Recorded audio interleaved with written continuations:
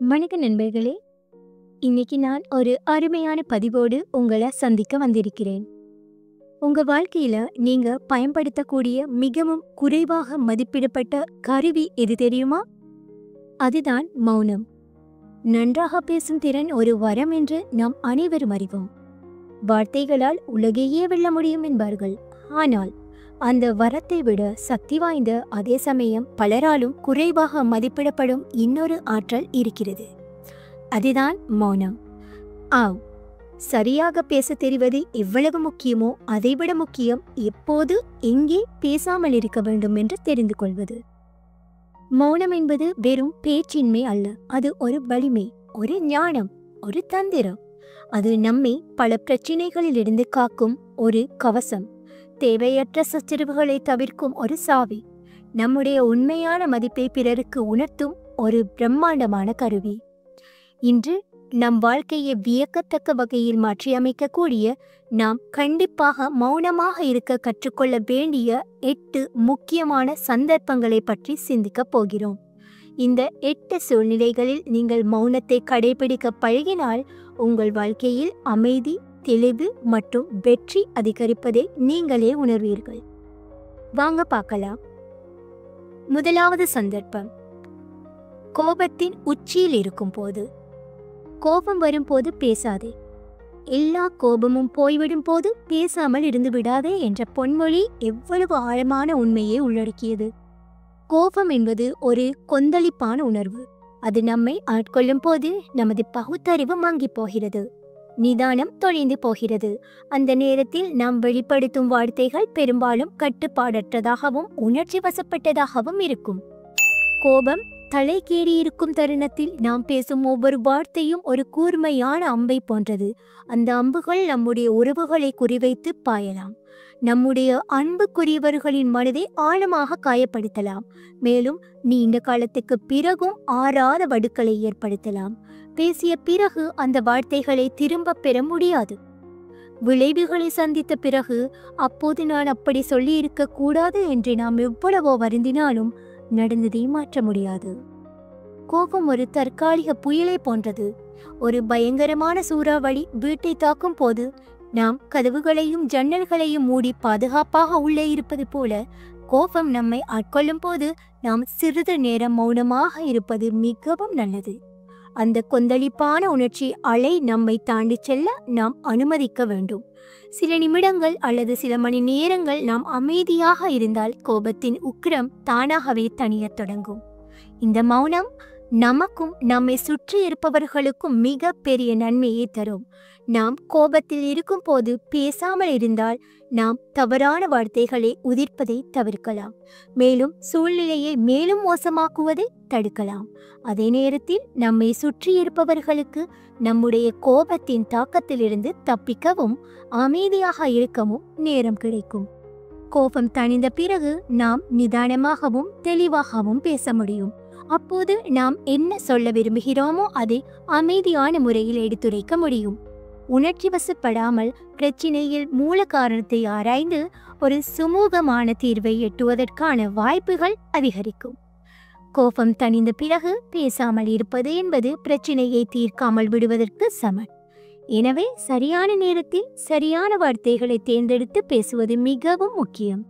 சுருக்கமாக சொன்னால், கோபம் வரும்போது மௌனமாக இருப்பது ஒரு சிறந்த தற்காப்பு உத்தி மட்டுமல்ல, அது உறவுகளை பாதுகாக்கும் ஒரு கருவியும் கூட. கோபம் தணிந்த பிறகு நிதானமாக பேசுவது பிரச்சினைகளுக்கு அமைதியான முறையில் தீர்வு காண உதவும். இந்த விவேகமான அணுகுமுறை நம்முடைய வாழ்க்கையில் பல தேவையற்ற மனஸ்தாபங்களை தவிர்க்க உதவும்.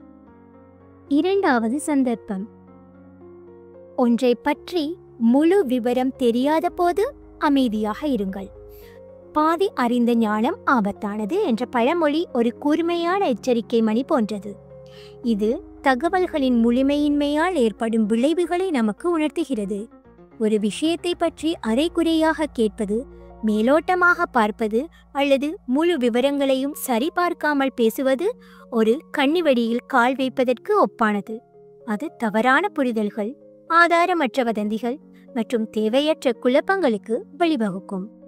நாம் ஒரு உரையாடலில் ஒரு பகுதியை மட்டும் கேட்கலாம், ஒரு செய்தியை தலைப்பை மட்டும் படிக்கலாம், அல்லது ஒரு சம்பவத்தை பற்றி யாரோ ஒருவர் சொல்ல கேட்டிருக்கலாம். அந்த அரைகுறை தகவல்கள் நம் மனதில் ஒரு முழுமையான சித்திரத்தை உருவாக்காது. நாம் நம்முடைய சொந்த அனுமானங்களையும் முன் முடிவுகளையும் சேர்த்து அந்த படத்தை முழுமையாக்க முயற்சி செய்யலாம். ஆனால் இந்த அனுமானங்கள் பெரும்பாலும் யதார்த்தத்தில் இருந்து வெகுவாக விலகி இருக்கலாம். முழு விவரம் தெரியாத நிலையில் நாம் ஒரு விஷயத்தை பற்றி பேசும்போது அது வதந்திகளுக்கு விதையிடுகிறது. நாம் கேட்டறிந்த ஒரு சிறிய தகவலை நம்முடைய கற்பனையையும் சேர்த்து மற்றவர்களிடம் பரப்பலாம். அவர்கள் அதை மேலும் சில தகவல்களுடன் சேர்த்து வேறு ஒருவருக்கு பரப்பலாம். இப்படியாக உண்மை திரித்து சொல்லப்பட்டு ஒரு கட்டத்தில் அது முற்றிலும் மாறுபட்ட ஒரு கதையை உருவெடுக்கலாம். இந்த வதந்திகள் தனிநபர்களின் நட்பெயருக்கு களங்கம் விளைவிக்கலாம், உறவுகளுக்கிடையே விரிசலை ஏற்படுத்தலாம், மேலும் சமூகத்தில் அமைதியின்மையை உருவாக்கலாம். முழு விவரம் தெரியாத நிலையில் பேசுவது தேவையற்ற குழப்பங்களுக்கு வழிவகுக்கும். நாம் தவறான தகவலை பரப்பலாம் அல்லது ஒரு விஷயத்தை பற்றி தெளிவில்லாத விளக்கத்தை கொடுக்கலாம். இது மற்றவர்களை தவறாக வழிநடத்தலாம் அல்லது அவர்கள் மத்தியில் சந்தேகத்தையும் நிச்சயமற்ற தன்மையையும் உருவாக்கலாம். ஒரு முக்கியமான விஷயத்தை பற்றி தவறான புரிதல் இருந்தால் அது தவறான முடிவுகளுக்கும் எதிர்மறையான விளைவுகளுக்கும் கூட வழிவகுக்கலாம். அமைதி ஒரு பொக்கிஷம். ஒரு விஷயம் பற்றி முழுமையாக தெரியவில்லையா? சந்தேகம் இருக்கிறதா? அப்படியானால் அமைதியாக இருங்கள். இந்த அறிவுரை ஒரு விலைமதை பெற்ற பொக்கிஷம் போன்றது. நமக்கு ஒரு விஷயத்தை பற்றி முழுமையாக தெரியவில்லை என்றால் அல்லது நாம் கேட்டதில் சந்தேகம் இருந்தால் அந்த நேரத்தில் அமைதியாக இருப்பது மிகவும் புத்திசாலித்தனமான செயல். நமது மௌனம் பல தேவையற்ற பிரச்சனைகளை தவிர்க்க உதவும். அமைதியாக இருக்கும் அந்த நேரத்தை நாம் கேட்பதற்கும் மேலும் கற்றுக்கொள்வதற்கும் பயன்படுத்தலாம். மற்றவர்கள் என்ன சொல்கிறார்கள் என்பதை கவனமாக கேட்பதன் மூலம் நாம் கூடுதல் தகவல்களை பெறலாம். சந்தேகங்கள் இருந்தால் சரியான நபர்களிடம் கேட்டு தெளிவு பெறலாம். வாசிப்பதன் மூலமோ அல்லது நம்பகரமான ஆதாரங்களை தேடுவதன் மூலமோ ஒரு விஷயத்தை பற்றி முழுமையாக அறிந்து கொள்ளலாம். பேசுவதற்கான சரியான தருணம். முழு விவரம் தெரிந்த பிறகு பேசுவதே புத்திசாலித்தனம் என்ற கூற்று மிகவும் சரியானது. ஒரு விஷயத்தை பற்றி நாம் முழுமையாக அறிந்திருக்கும் போது நாம் நம்பிக்கையுடனும் தெளிவாகவும் பேச முடியும். நமது வார்த்தைகள் துல்லியமானதாகவும் தகவல் அறிந்ததாகவும் இருக்கும். இது மற்றவர்களுக்கு சரியான புரிதலை கொடுக்கும், மேலும் எந்த விதமான தவறான விளக்கங்களுக்கும் இடமளிக்காது. மூன்றாவது சந்தர்ப்பம். உங்கள் வார்த்தைகள் ஆறாத காயத்தை ஏற்படுத்துமென்றால் அந்த இடத்தில் மௌனமாக இருங்கள். வாழ்க்கையில் நாம் பலதரப்பட்ட மனிதர்களை சந்திக்கிறோம், பலவிதமான சூழ்நிலைகளை எதிர்கொள்கிறோம். சில சமயங்களில் நாம் பேச நினைக்கும் வார்த்தைகள் ஒரு கூர்மையான ஆயுதத்தை போல மற்றவர்களின் மனதை ஆழமாக புண்படுத்தும் திறன் கொண்டவையாக இருக்கலாம். அந்த நொடியில் நாம் வெளிப்படுத்தும் ஒரு கடுஞ்சொல் ஒருவரின் இதயத்தில் ஒரு நிரந்தரமான வடுவாக மாறி ஒருபோதுமே ஆறாத காயத்தை ஏற்படுத்திவிடும் அபாயம் உள்ளது. நம்முடைய வார்த்தைகளுக்கு மற்றவர்களை உயர்த்தவும் முடியும், தாழ்த்தவும் முடியும். அன்பான வார்த்தைகள் ஆறுதலையும் நம்பிக்கையையும் கொடுக்கும். அதே வேளையில் கடுமையான வார்த்தைகள் மிகுந்த வலியையும் வேதனையையும் அளிக்கலாம். ஒரு கணம் கோபத்திலோ அல்லது உணர்ச்சி வசப்பட்ட நிலையிலோ நாம் சொல்லும் ஒரு வார்த்தை பல வருடங்களாக பேணி வந்த ஒரு அழகான நட்பை நொடியில் முறித்து விடலாம். நீண்ட காலமாக கட்டி காத்த நம்பிக்கையை ஒரே அடியாக சிதைத்து விடலாம். நாம் ஒருவரை விமர்சிக்கும் போதோ அல்லது அவர்களின் குறைகளை சுட்டிக்காட்டும் போதோ மிகவும் கவனமாக இருக்க வேண்டும். நம்முடைய நோக்கம் அவர்களை மேம்படுத்துவதாக இருந்தாலும் நம்முடைய வார்த்தைகள் தேவையற்ற வலியையும் அவமானத்தையும் ஏற்படுத்தக்கூடும். பொதுவெளியில் ஒருவரை விமர்சிப்பது அல்லது அவர்களின் பலவீனங்களை வெளிப்படுத்துவது அவர்களை மிகவும் சங்கடப்படுத்தலாம். அது அவர்களின் தன்னம்பிக்கையை குறைத்து மனதளவில் அவர்களை வெகுவாக பாதிக்கலாம். சரி செய்ய முடியாத காயங்கள். சில காயங்களை காலப்போக்கில் குணப்படுத்த முடியும், ஆனால் சில மனக்காயங்கள் அப்படி அல்ல. நாம் கோபத்தில் சொல்லும் சில வார்த்தைகள் ஒருவரின் மனதில் ஆழமாக பதிந்து அவர்கள் வாழ்நாள் முழுவதும் அந்த வலியை உணரச் செய்யலாம். அது அவர்களின் உறவுகளில், அவர்கள் மற்றவர்களை நம்பும் விதத்தில், ஏன் அவர்கள் தங்களை பார்க்கும் விதத்தில் கூட நிரந்தரமான பாதிப்பை ஏற்படுத்தலாம். இத்தகைய சூழ்நிலைகளில் மௌனம் ஒரு வலிமையான கருவியாக மாறுகிறது. அப்படியானால் மௌனமே மேல். கருணையுடன் கூடிய மௌனம் பல உறவுகளை காப்பாற்றும் என்ற கூற்று எவ்வளவு உண்மை! சில சமயங்களில் நாம் பேசாமல் இருப்பது நாம் பேசினால் ஏற்படும் எதிர்மறையான விளைவுகளை விட மிகவும் சிறந்ததாக இருக்கும். நம்முடைய மௌனம் மற்றவர்களுக்கு நாம் மதிப்பளிக்கிறோம் என்பதையும் அவர்களை புண்படுத்த நாம் விருப்பமில்லை என்பதையும் உணர்த்தும்.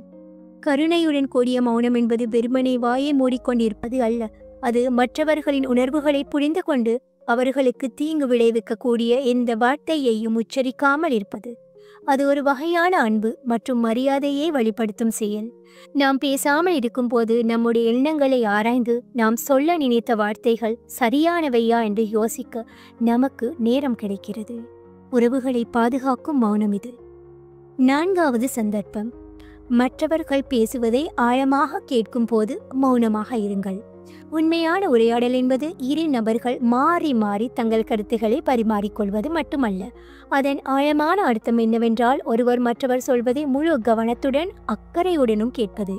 ஒரு நபர் தனது உள்ளத்து உணர்வுகளை, தனது கவலைகளை, தனது சந்தோஷங்களை நம்மிடம் பகிர்ந்து கொள்ளும் போது நாம் அவர்களுக்கு அளிக்கும் மிக உயர்ந்த மரியாதை என்னவென்றால் இடையில் குறுக்கிடாமல் எந்த விதமான தீர்ப்பும் சொல்லாமல் அமைதியாக அவர்களின் வார்த்தைகளுக்கு செவி சாய்ப்பதுதான்.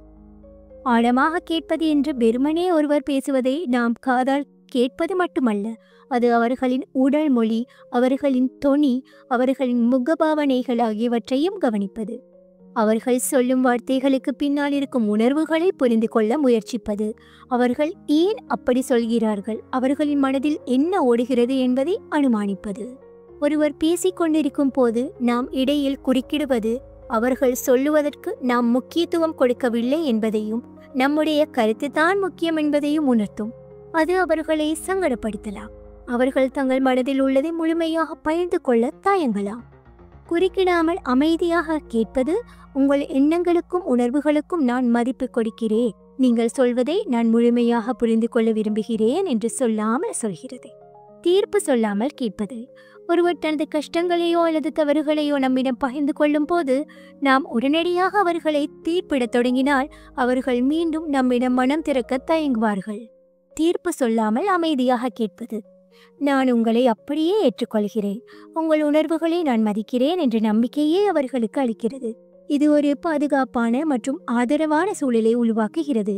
அங்கு அவர்கள் தங்களை தயக்கமின்றி வெளிப்படுத்த முடியும். நாம் அமைதியாக மற்றவர் சொல்வதை கேட்கும் போது அந்த மௌனம் ஒரு வலிமையான செய்தியை அவர்களுக்கு அனுப்புகிறது. இது வெறுமனே சத்தமில்லாத ஒரு நிலை அல்ல, அது நான் உன்னை கவனிக்கிறேன், உன் வார்த்தைகளுக்கு நான் மதிப்பு கொடுக்கிறேன், நீ சொல்வது எனக்கு ரொம்ப முக்கியம் என்று சொல்லாமல் சொல்கிறது. நம்முடைய அமைதி அவர்கள் பேசுவதற்கு போதுமான நேரம் மற்றும் இடத்தை அவர்களுக்கு வழங்குகிறது. அது அவர்களை மேலும் தைரியமாக தங்கள் உணர்வுகளை வெளிப்படுத்த தூண்டுகிறது. 5வது சந்தர்ப்பம், புறம் பேசவோ விமர்சிக்கவோ தூண்டப்படும் போது மௌனமாக இருங்கள். மனித சமூகத்தில் மற்றவர்களை பற்றி பேசுவதும் அவர்களின் செயல்களை விமர்சிப்பதும் ஒரு பொதுவான நிகழ்வாக இருக்கலாம். சில சமயங்களில் நாம் ஒரு குழுவில் இருக்கும் போது அல்லது தனிப்பட்ட உரையாடலின் போது மற்றவர்களை பற்றி புறம் பேசவோ அல்லது அவர்களின் குறைகளை தேவையின்றி சுட்டிக்காட்டவோ ஒரு தூண்டுதல் ஏற்படலாம். ஆனால் மன வலிமை உள்ளவர்கள் இந்த தற்காலிகமான தூண்டுதலை கட்டுப்படுத்தி மௌனத்தை கடைபிடிப்பதன் மூலம் தங்கள் உயர்ந்த குணத்தை வெளிப்படுத்துகிறார்கள். வதந்திகளும் மற்றவர்களை பற்றி புறம் பேசுவதும் யாருக்கும் எந்த நன்மையையும் செய்வதில்லை. இது ஒரு விஷ வட்டம் போன்றது. நாம் ஒருவரை பற்றி பேசும்போது அந்த தகவல் திருத்தி சொல்லப்படலாம் அல்லது தவறாக புரிந்து கொள்ளப்படலாம். இது சம்பந்தப்பட்ட நபருக்கு மன உளைச்சலையும் வருத்தத்தையும் ஏற்படுத்தலாம். மேலும் புறம் பேசுவது நம்முடைய நேரத்தையும் சக்தியையும் வீணாக்கும் ஒரு பயனற்ற செயல். நாம் ஆக்கப்பூர்வமான விஷயங்களில் கவனம் செலுத்துவதற்கு பதிலாக மற்றவர்களின் தனிப்பட்ட வாழ்க்கையை பற்றி பேசிக்கொண்டிருக்கிறோம். தேவையில்லாத விமர்சனங்கள் மற்றவர்களின் தன்னம்பிக்கையை குறைக்கும் மற்றும் அவர்களுடனான உறவை பாதிக்கும். நாம் ஒருவரின் குறைகளை பொதுவெளியில் சுட்டிக்காட்டும் போது அல்லது அவர்கள் இல்லாத போது அவர்களை பற்றி நெகட்டிவாக பேசும்போது அது அவர்களுக்கு மிகுந்த மனவேதனையை அளிக்கும். மேலும் அது நம்மை பற்றிய ஒரு எதிர்மறையான அபிப்பிராயத்தை மற்றவர்கள் மத்தியில் உருவாக்கும். நாம் மற்றவர்களை குறை சொல்லிக்கொண்டே இருந்தால் நம்மை யாரும் நம்ப மாட்டார்கள் அல்லது மதிக்க மாட்டார்கள். மற்றவர்களை பற்றி புறம் பேசவோ அல்லது தேவையின்றி குறை கூறவோ ஒரு சூழல் உருவாகும் போது அதில் பங்கெடுக்காமல் அமைதியாக இருப்பது உங்கள் குணத்தின் வலிமையை காட்டுகிறது. இது ஒரு எளிதான செயல் அல்ல. சமூக அழுத்தத்திற்கு அடிபணியாமல் நம்முடைய சொந்த மதிப்புகளிலும் கொள்கைகளும் உறுதியாக நிற்பதற்கு மன உறுதி தேவை. நாம் மௌனமாக இருக்கும்போது அந்த எதிர்மறையான உரையாடலில் இருந்து நம்மை விலக்கிக் கொள்கிறோம். மேலும் அதில் பங்கேற்க மற்றவர்களை ஊக்குவிப்பதில்லை. புறம் பேசுவதிலும் விமர்சிப்பதிலும் ஈடுபடாமல் இருப்பது நமக்கு மன அமைதியையும் தரும். மற்றவர்களை பற்றி நெகட்டிவாக சிந்திப்பதும் பேசுவதும் நம்முடைய மனதை கசப்பாலும் பொறாமையாலும் நிரப்பும். நாம் மௌனமாக இருக்கும்போது எந்த எதிர்மறை எண்ணங்களில் இருந்தும் நம்மை விடுவித்துக் கொள்கிறோம். மேலும் அமைதியான மற்றும் மகிழ்ச்சியான மனநிலையை அடைகிறோம். 6வது சந்தர்ப்பம். நாம் அதிகமாக சோகத்திலோ அதிர்ச்சியிலோ இருக்கும் போது. வாழ்க்கையில் நாம் அனைவரும் தாங்க முடியாத துக்கம், பேரதிர்ச்சி போன்ற தீவிரமான உணர்ச்சி வசப்பட்ட தருணங்களை சந்திக்க நேரிடலாம். அதேபோல் நம்முடைய நெருங்கியவர்கள் அத்தகைய ஆழ்ந்த வேதனையில் இருக்கும் போது அவர்களுக்கு எப்படி ஆறுதல் சொல்வது, என்ன பேசுவது என்று தெரியாமல் நாம் திகைத்து நிற்கலாம். சில சமயங்களில் நாம் சொல்லும் வார்த்தைகள் அவர்களுக்கு மேலும் வலியை ஏற்படுத்தலாம், அல்லது நமது ஆறுதல் கூட அவர்களுக்கு அர்த்தமற்றதாக தோன்றலாம். தீவிரமான துக்கத்திலோ அல்லது அதிர்ச்சியிலோ இருக்கும் ஒருவரின் உணர்வுகளின் ஆழத்தை வார்த்தைகளால் முழுமையாக புரிந்து கொள்வது அல்லது வெளிப்படுத்துவது மிகவும் கடினம். நாம் சொல்லும் "பரவாயில்ல, காலம் எல்லாவற்றையும் குணப்படுத்தும்" போன்ற வார்த்தைகள் அந்த நேரத்தில் அவர்களுக்கு வெறும் வெற்று சொற்களாக தோன்றலாம். அவர்களுடைய துயரத்தின் ஆழத்தையும் வலியின் தீவிரத்தையும் அவை குறைத்து மதிப்பிடுவது போல அவர்கள் உணரக்கூடும். அத்தகைய தருணங்களில் வார்த்தைகளுக்கு அப்பாற்பட்ட ஒரு தொடர்பு தேவைப்படுகிறது. வெறும் மௌனமான பிரசன்னம், அதாவது அந்த இடத்தில் நாம் அமைதியாக இருப்பது கூட 1000 வார்த்தைகளை விட அதிக ஆறுதலை தரக்கூடும். நமது மௌனம் "நான் உன்னை புரிந்து கொள்கிறேன், உன் வழியை நான் மதிக்கிறேன், நீ தனியாக இல்லை" என்று சொல்லாமல் சொல்கிறது. நமது அமைதி அவர்கள் தங்கள் உணர்வுகளை வெளிப்படுத்தவும் அந்த துயரத்தை உள்வாங்கவும் ஒரு பாதுகாப்பான இடத்தை அவர்களுக்கு வழங்குகிறது. ஒரு ஆதரவான பார்வை, அதாவது கனிவான அக்கறையுடன் அவர்களை பார்ப்பது அவர்களுக்கு நாம் துணை நிற்கிறோம் என்பதை உணர்த்தும். ஒரு மெல்லிய தொடுதல், ஒரு தோளில் கை வைப்பது அல்லது ஒரு அரவணைப்பு வார்த்தைகளை விட ஆழமான ஆறுதலை அளிக்கலாம். இந்த உடல் ரீதியான ஆறுதல் அவர்கள் தனிமையில் இல்லை என்பதை, அவர்களுக்கு ஆதரவு இருக்கிறது என்பதையும் அவர்களுக்கு உறுதியளிக்கிறது. தீவிர உணர்ச்சியில் இருக்கும் ஒருவரிடம் நாம் செய்ய வேண்டிய மிக முக்கியமான விஷயம் என்னவென்றால் அவர்களுடைய உணர்வுகளுக்கு மதிப்பளிப்பது. அவர்கள் அழலாம், அமைதியாக இருக்கலாம், அல்லது வேறு விதமாக எதிர்வினையாற்றலாம். அவர்களுடைய எதிர்வினைகளை நாம் குறை சொல்லவோ அல்லது மாற்ற முயற்சிக்கவோ கூடாது. அவர்கள் எப்படி உணர்கிறார்களோ அதை அப்படியே ஏற்றுக்கொள்ள வேண்டும். அத்தகைய தருணங்களில் நாம் எதுவும் செய்ய தேவையில்லை. வெறுமனே அவர்களுடன் அமைதியாக இருப்பது கூட அவர்களுக்கு மிகப்பெரிய ஆறுதலாக இருக்கும். நமது உடனிருப்பு அவர்கள் தனிமையில் இல்லை என்பதையும் அவர்களுக்கு ஆதரவு இருக்கிறது என்பதையும் அவர்களுக்கு உணர்த்தும். நாம் அவர்களின் அருகில் இருப்பது மட்டுமே அவர்களுக்கு ஒரு பெரிய பலமாக இருக்கலாம். 7வது சந்தர்ப்பம். மௌனமே பதிலாக இருக்கும் போது. வாழ்க்கையில் நாம் எதிர்கொள்ளும் ஒவ்வொரு கேள்விக்கோ அல்லது சூழ்நிலைக்கோ வார்த்தைகளால் மட்டுமே பதிலளிக்க வேண்டியதில்லை. உண்மையில் சில சமயங்களில் சில குறிப்பிட்ட நபர்களுக்கும் சில விசித்திரமான சூழ்நிலைகளுக்கும் நம்முடைய ஆழ்ந்த மௌனமே மிகவும் பொருத்தமான மற்றும் சக்தி வாய்ந்த பதிலாக அமையும். வார்த்தைகள் தோல்வியடையும் இடத்தில் மௌனம் ஒரு அழுத்தமான உரையாடலை நிகழ்த்தும் திறன் கொண்டது. தேவையற்ற விவாதங்களை தவிர்த்தல். சில விவாதங்கள் முடிவில்லாதவை. அவை உணர்ச்சி வசப்பட்ட வாதங்களாக மாறி இரு தரப்பினருக்கும் மன உளைச்சலையும் கசப்பையும் மட்டுமே மிச்சம் வைக்கும். அத்தகைய சந்தர்ப்பங்களில் நாம் தொடர்ந்து வார்த்தைகளை வீசிக்கொண்டிருப்பதற்கு பதிலாக மௌனமாக இருப்பது ஒரு புத்திசாலித்தனமான உத்தி. நம்முடைய மௌனம் இந்த விவாதம் பயனற்றது என்பதையும் இதில் மேலும் ஈடுபட நாம் விருப்பமில்லை என்பதையும் அமைதியாக உணர்த்தும். இது எரிந்து கொண்டிருக்கும் நெருப்பில் எண்ணெய் ஊற்றுவதை தடுக்கும். சில சமயங்களில் நாம் ஒரு விஷயத்தை பற்றி என்ன நினைக்கிறோம் என்பதை வார்த்தைகளால் விளக்க வேண்டிய அவசியமில்லை. நம்முடைய மௌனம் ஒரு வலிமையான அறிக்கையாக அமையலாம். ஒரு அநீதி நடக்கும் போது நாம் அமைதியாக இருப்பது அந்த செயலை நாம் ஏற்றுக்கொள்ளவில்லை என்பதை உணர்த்தும். ஒரு தவறான குற்றச்சாட்டு நாம் பதிலளிக்காமல் இருப்பது அந்த குற்றச்சாட்டுக்கு எந்த அடிப்படையும் இல்லை என்பதை புலப்படுத்தும். நம்முடைய மௌனம் நம்முடைய உறுதியான நிலைப்பாட்டை எந்த விதமான சத்தமும் இன்றி அழுத்தமாக பதிவு செய்யும். முட்டாள்தனமான கேள்விகளுக்கு பதிலளிக்காமல் இருத்தல். சில கேள்விகள் வெறுமனே நம்மை சீண்டுவதற்காகவோ அல்லது நம்முடைய பொறுமையை சோதிப்பதற்காகவோ கேட்கப்படலாம். அத்தகைய கேள்விகளுக்கு நாம் வார்த்தைகளால் பதிலளிப்பது அவர்களின் நோக்கத்திற்கு உதவுவதாக அமையும். ஒருவரின் முட்டாள்தனமான அல்லது அர்த்தமற்ற கேள்விக்கு நாம் மௌனமாக இருப்பது அந்த கேள்விக்கு எந்த மதிப்பும் இல்லை என்பதை உணர்த்தும். இந்த கேள்வியை எழுப்பி வரை சிந்திக்க வைக்கலாம் அல்லது அவர்களின் செயலின் அபத்தத்தை உணர வைக்கலாம். மௌனம் என்பது வெறுமனே சத்தமில்லாத ஒரு நிலை அல்ல. அது பலவிதமான அர்த்தங்களையும் உணர்வுகளையும் வெளிப்படுத்தக்கூடியது. அது அமைதியின் அடையாளமாக இருக்கலாம். 8வது சந்தர்ப்பம். பேசுவதற்கு முன் யோசிக்க வேண்டியிருக்கும் போது அமைதியாக இரு. வள்ளுவர் பெருந்தகையின் யாகாவாராயினும் நாகாக்க என்ற பொன்மொழி நாம் பேசும் ஒவ்வொரு வார்த்தையின் முக்கியத்துவத்தையும் அதன் விளைவுகளையும் நமக்கு உணர்த்துகிறது. நாம் கவனக்குறைவாக உதிர்க்கும் ஒவ்வொரு சொல் கூட எதிர்பாராத பின் விளைவுகளை ஏற்படுத்தக்கூடும். குறிப்பாக முக்கியமான முடிவுகள் எடுக்கும் தருணங்களிலோ அல்லது ஆழ்ந்த உணர்வுபூர்வமான விஷயங்களை பற்றி பேசும்போதோ நாம் அவசரப்பட்டு வார்த்தைகளை வெளியிடாமல் நிதானமாக சிந்திப்பது மிகவும் அவசியம். வாழ்க்கையில் நாம் பல முக்கியமான முடிவுகளை எடுக்க வேண்டியிருக்கும். அந்த முடிவுகள் நம்முடைய எதிர்காலத்தையும் நம்மை சார்ந்திருப்பவர்களின் வாழ்க்கையையும் தீர்மானிக்கும் திறன் கொண்டவை. அத்தகைய தருணங்களில் நாம் உணர்ச்சி வசப்பட்டு அல்லது அழுத்தத்தின் காரணமாக அவசரப்பட்டு எந்த முடிவையும் எடுக்கக்கூடாது. என்ன பேச வேண்டும், அந்த முடிவின் சாதக பாதகங்கள் என்ன, அது யாரையெல்லாம் பாதிக்கும் என்று ஆழ்ந்து யோசிக்க நமக்கு நேரம் தேவை. அந்த அமைதியான சிந்தனை தெளிவான மற்றும் சரியான முடிவுகளை எடுக்க நமக்கு உதவும்.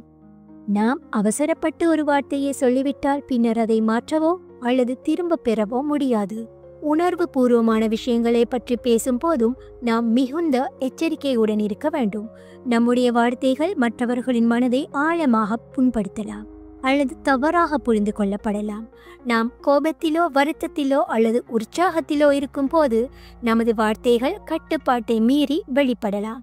என்ன பேசுகிறோம், எப்படி பேசுகிறோம், நம்முடைய வார்த்தைகளின் தொனி எப்படி இருக்கிறது, அது மற்றவர்களை எப்படி பாதிக்கும் என்று ஒரு கணம் யோசிப்பது அவசியம். இந்த நிதானமான சிந்தனை நாம் மற்றவர்களின் உணர்வுகளுக்கு மதிப்பளித்து அவர்களை புண்படுத்தாத வகையில் பேச உதவும். யோசிக்க நேரம் தேவைப்படும் போது மௌனமாக இருந்து சிந்திப்பது அவசியம் என்ற கூற்று மிகவும் சரியானது. நாம் ஒரு முக்கியமான சூழ்நிலையை எதிர்கொள்ளும் போது அல்லது உணர்வு பூர்வமான ஒரு உரையாடலை தொடங்கும் போது உடனடியாக பதிலளிக்க வேண்டிய அவசியமில்லை. சிறிது நேரம் மௌனமாக இருந்து நம்முடைய எண்ணங்களை ஒழுங்குபடுத்திக் கொள்வது, என்ன சொல்ல வேண்டும் என்பதை திட்டமிடுவது, மேலும் நம்முடைய வார்த்தைகளின் விளைவுகளை பற்றி யோசிப்பது மிகவும் முக்கியம். இந்த அமைதியான சிந்தனை நாம் தெளிவான மற்றும் சரியான முடிவுகளை எடுக்கவும் மற்றவர்களுடன் மரியாதையுடன் கனிவுடனும் பேசவும் உதவும். சுருக்கமாக சொன்னால், முக்கியமான முடிவுகள் எடுக்கும் போதும் அல்லது உணர்வு பூர்வமான விஷயங்களை பற்றி பேசும் போதும் அவசரப்படாமல் மௌனமாக இருந்து சிந்திப்பது ஒரு விவேகமான செயல். இந்த அமைதியான சிந்தனை நாம் தெளிவான மற்றும் சரியான முடிவுகளை எடுக்கவும் நம்முடைய வார்த்தைகளால் மற்றவர்களுக்கு எந்த தீங்கும் விளைவிக்காமல் இருக்கவும் உதவும். வள்ளுவரின் அறிவுரையை பின்பற்றி நாம் பேசும் ஒவ்வொரு வார்த்தையையும் கவனமாக தேர்ந்தெடுப்பது நம்முடைய வாழ்க்கையையும் நம்முடைய உறவுகளையும் மேம்படுத்தும். ஸோ ஃப்ரெண்ட்ஸ், மௌனம் என்பது வெறுமை அல்ல, அது நிறைவு. அது பலவீனம் அல்ல, அது கட்டுப்பாடு, ஞானம் மற்றும் உண்மையான வலிமையின் அடையாளம். இந்த 8 சூழ்நிலைகளில் மௌனத்தை கடைபிடிப்பது என்பது நம் நாக்கை மட்டுமல்ல, நம் மனதையும் கட்டுப்படுத்தும் ஒரு பயிற்சி. இந்த பழக்கத்தை நாம் வளர்த்து கொள்ளும் போது நம் வாழ்வில் தேவையற்ற சண்டைகள் குறையும், உறவுகள் மேம்படும், மன அமைதி அதிகரிக்கும், நாம் எடுக்கும் முடிவுகள் தெளிவாக இருக்கும். நிச்சயமாக நம் வாழ்க்கை ஒரு நேர்மறையான, அமைதியான, வெற்றிகரமான பாதையை நோக்கி நகரும். இன்று முதல் பேசும் முன் ஒரு கணம் யோசிப்போம், இந்த நேரத்தில் பேசுவது அவசியமா அல்லது மௌனமாக இருப்பது சிறந்ததா என்று நமக்கு நாமே கேட்டுக்கொள்வோம்.